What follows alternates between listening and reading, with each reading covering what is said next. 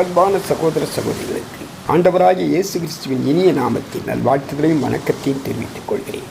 காலைதோறும் கர்த்தருடைய வார்த்தை என்ற தலைப்பில் நாம் வேத வசனங்களை தியானித்து வருகிறோம். இன்றைக்கு தியானத்திற்கு நாம் எடுத்துக்கொண்ட வேத வசனம் மத்தேயு 5ஆம் அதிகாரம் 8ஆம் வசனம். இருதயத்தில் சுத்தம் உள்ளவர்கள் பாக்கியவான்கள், அவர்கள் தேவனை தரிசிப்பார்கள். கிறிஸ்தவம் என்பது இருதயத்தை மையமாக கொண்டிருக்கிறது. சுத்தமான இருதயம் உள்ளவர்கள் உண்மையான கிறிஸ்தவர்களை வெளிப்படுத்துவார்கள். இஸ்ரவேல் ஜனங்களுக்கு எரேமியா தீர்க்கதரிசி சொல்கிறார். எரேமியா 4ஆம் அதிகாரம் 14ஆம் வசனத்திலே, எருசலேமே, நீ ரட்சிக்கப்படும்படிக்கு உன் இருதயத்தை பொல்லாப்புற கழுவு, எந்த மட்டும் அக்கிரம நினைவுகள் உன் இருதயத்தில் தங்கும் என்று. சுத்தமான இருதயம் உள்ளவர்கள் கண்ணியமாய் பேசுவார்கள்.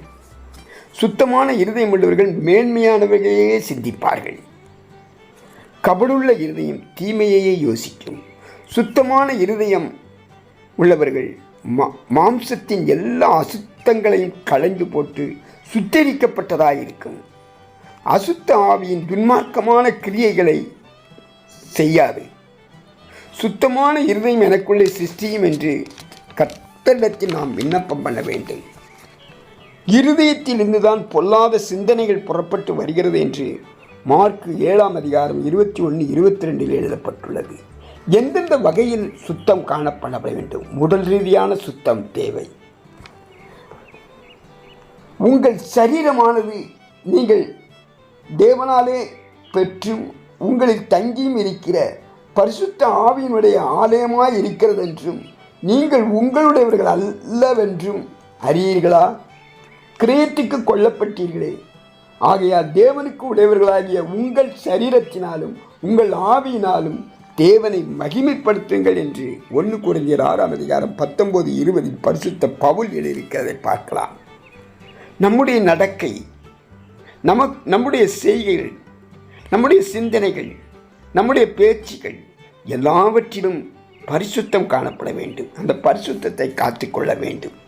நாம் செய்யும் தொழிலில் ஒரு பரிசுத்தம் காணப்பட வேண்டும். சுத்தமான இருதயம் உள்ளவர்கள் எல்லா சூழ்நிலைகளிலும் தேவனை மாத்திரமே நோக்கி பார்ப்பார்கள். இவர்கள் நன்மை செய்வர்களாயிருப்பார்கள். எந்த சூழ்நிலையிலும் தேவனை மாத்திரம் நோக்கி பார்த்து, இது நடக்குமா நடக்காதா, இந்த சூழ்நிலை நமக்கு எளிதானதா கடினமானதா என்று சிந்தித்து கொண்டிருக்க மாட்டார்கள். தேவனை மாத்திரமே முழுமையாய் சிந்தித்துக் கொண்டிருப்பார்கள். நம்முடைய இருதயம் சுத்தமாக இருந்தால் நம்முடைய வாழ்க்கையில் யார் என்ன தீங்கு செய்ய நினைத்தாலும், முன்னேற விடாமல் தடுக்க நினைத்தாலும், தேவன் நம்மை குறித்து வைத்திருக்கிற திட்டம் நிறைவேறுவதை தடுக்க முடியாது. ஒவ்வொரு சூழ்நிலையிலும் ஜெயம் உள்ளவர்களாய் மாறுவோம். மற்றவர்கள் செய்யும் காரியங்கள் நல்லதா கெட்டதா என்று சிந்தித்து நாம் வஞ்சிக்கப்பட்டு போகாதபடிக்கு காத்துக்கொள்ள வேண்டும்.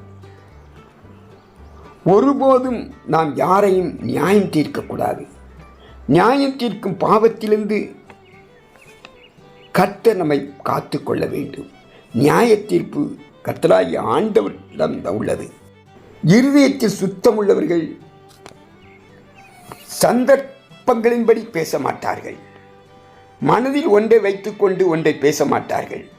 கோபத்தை வெளியே காட்டாமல் கோபம், பகை, வைராக்கியம் இருதயத்தில் வைத்திருக்க மாட்டார்கள். முகஸ்துதி செய்ய மாட்டார்கள். சுத்த இருதயம் உள்ளவர்களுக்கு இயேசு கிறிஸ்துவின் ஆசீர்வாதமான வார்த்தை கூறுகிறது, அவர்கள் தேவனை தரிசிப்பார்கள் என்று. நாம் இருதயம் சுத்தமாக இருந்தால் நம் வாழ்க்கை ஆசீர்வதிக்கப்படும். பரிசுத்தமுள்ள தேவனை தரிசிக்க முடியும். சர்வ வல்லமையுள்ள பிதாவே, என் இருதயம் சுத்தமாக இருக்க, உமக்கு பிரியமானதை சிந்திக்க, அசுத்தமாகாதபடிக்கு சுத்த இருதயம் உள்ளவர்களாய் என்னை மாற்ற நீர் கிருபை செய்யும்படியாய் வேண்டுகிறோம் பிதாவே. ஆமென்.